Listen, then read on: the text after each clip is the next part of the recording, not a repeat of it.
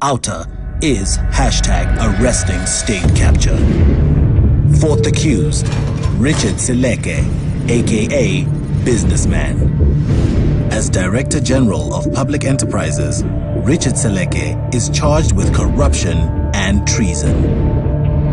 Richard Seleke is a key conduit within the Gupta syndicate, acting as their postman, receiving and delivering letters, documents, and other highly classified confidential information for the Guptas. Using an anonymous email address, infoportal1@zoho.com, Seleke conducts Gupta-related business under the pseudonym Businessman. Richard Seleke started his career as a public servant under Musebenzi Zwane in the Free State, who also has treason charges pending against him by OUTA for his links with the Gupta syndicate. Seleke served as a non-executive director on the Transnet board and is the current Director General for the Department of Public Enterprises. Richard Seleke acted as a secret conduit between government institutions and the Gupta family long before his appointment as Director General of Public Enterprises.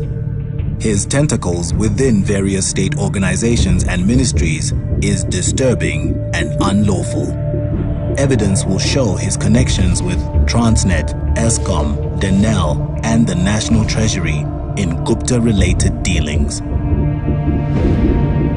Forensic IT investigations prove that in June 2015, Seleke sent his CV to Duduzane Zuma.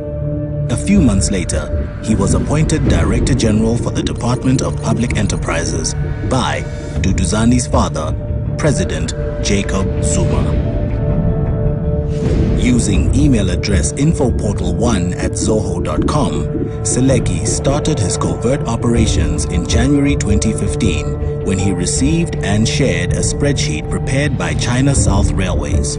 It highlighted how hundreds of millions of US dollars would be paid to Gupta companies for their role in brokering Transnet's purchase of locomotives from China South Railways.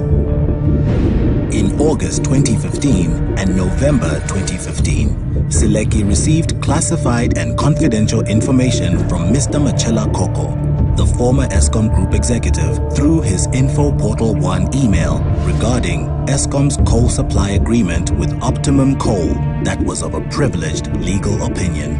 Seleke shared this information with Sahara's Ashu Chawla and Tony Gupta. There was absolutely no reason why Richard Seleke should form any part of this chain of communication. Under his Businessman Info Portal 1 guise, Seleke was also part of the internal Gupta Group correspondence with the creation of Denel Asia. Seleke again forwarded emails to Sahara's Ashu Chawla on Minister Lynn Brown's internal confidential correspondence, where she expressed misgivings about the formation of Denel Asia.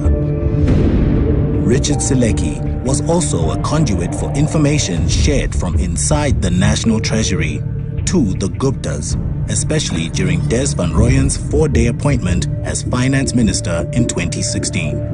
A key communique was a Treasury document addressing the economic outlook for South Africa in the wake of the dismissal of Minister Nene.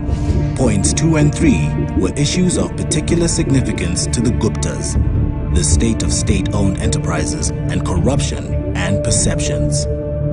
Points 4 and 6 would also be of special interest to the Guptas: beneficiation and mining, and each department's financial contribution. Richard Seleke abused his position. His actions have put our country at risk. Instead of serving the public of South Africa, he chose to serve the Guptas and himself. He should be suspended from his role as Director General immediately. When the court finds Richard Seleke guilty, this should mean a sentence of life imprisonment. OUTA needs your support to hold the individuals who are responsible for state capture accountable. And this is the fourth action, with more to come. OUTA is #arresting state capture. Find out more about OUTA by visiting www.outa.co.za.